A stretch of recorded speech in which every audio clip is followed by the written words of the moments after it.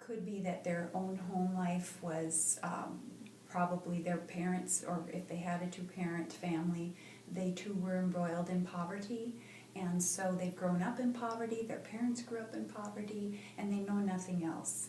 And their attitudes about how to live is totally shaped by that. Is sometimes they turn to substance abuse, and a lot of times that there's unplanned pregnancies involved, and so it's like a snowball of just continually messing things up to make it even worse than when they started. Often there's a huge tie-in for health issues. A lot of our folks aren't very healthy. They didn't have good nutrition, they don't have good medical care, they don't have...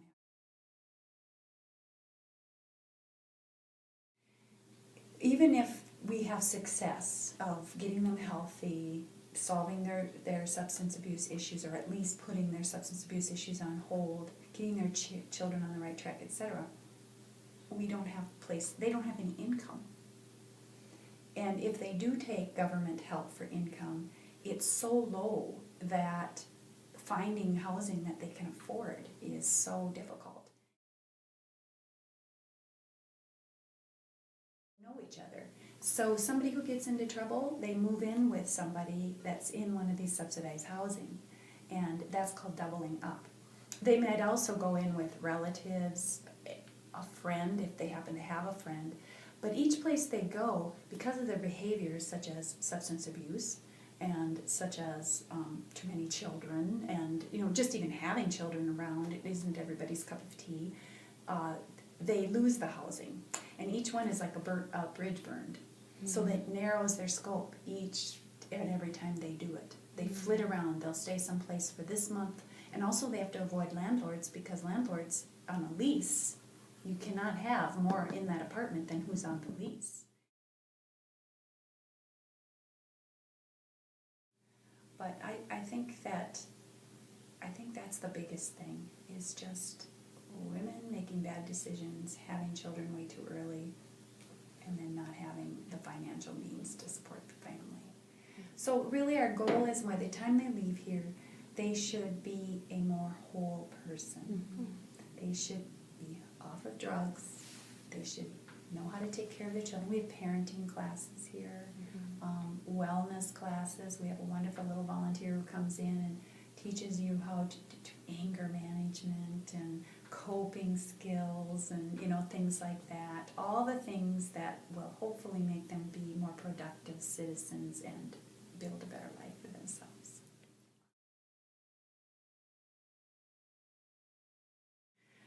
When you think about a country like this, why is anybody living in poverty?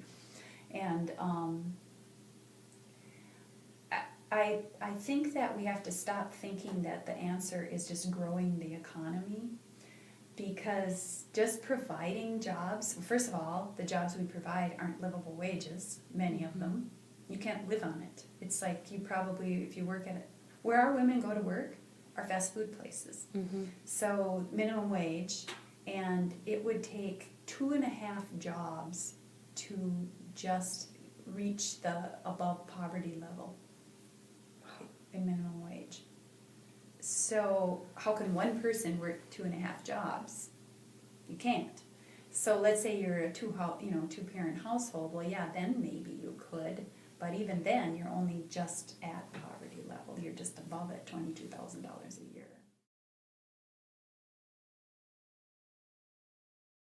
Homelessness is a vicious circle, because parents that are poor oftentimes raise children that stay poor, and it continues on and on. They're unable to give upper education, and so jobs are hard to find. Another problem is that people of the same economic status oftentimes befriend one another, and so if all of your friends are poor, they're unable to help you get out of the dire situations that a lot of these families are in, especially women who are the sole caregivers. It's hard for them to find income that can support their family or get extra help from friends, which is why places like Dakota Woodlands are so important, because it can help break this vicious circle of homelessness and homelessness and homelessness. And this is why we need to help these shelters. Because of this project, my eyes were truly open to how widespread homelessness actually is. One aspect of our project was interviewing a woman who works at Dakota Woodlands Women's Shelter in Eagan, Minnesota. This women's shelter is located about 1.5 miles from my best friend's house, and I never even knew it existed. It just made me realize how homelessness can look so different from person to person and how many people actually need our help. One way that homelessness has personally affected my family was when a family doubled up in our home. We had a mom and 3 kids that lived with us for about 1.5 years while their husband and father was in prison. Because we had had exchange students and regularly helped take care of other people's kids, it never hit me until after this project that this family was truly homeless and could have easily been in a similar shelter like the one that we visited. This project has just been a huge eye-opening experience, and I'm just so curious as to how many other people need our help and we don't even know it.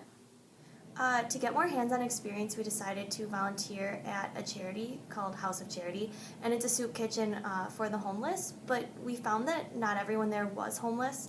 A lot of people have a really hard time making ends meet, and so especially at the end of the month when a lot of expenses fall upon people such as rent and bills, people with jobs need to go to the soup kitchens to have a meal, and this was eye-opening because a lot of times I think there's a stigma about homelessness and how homeless people are not trying and they just hang out on the street, but that's not true at all because these people are really working hard, but not everyone can have enough money to live.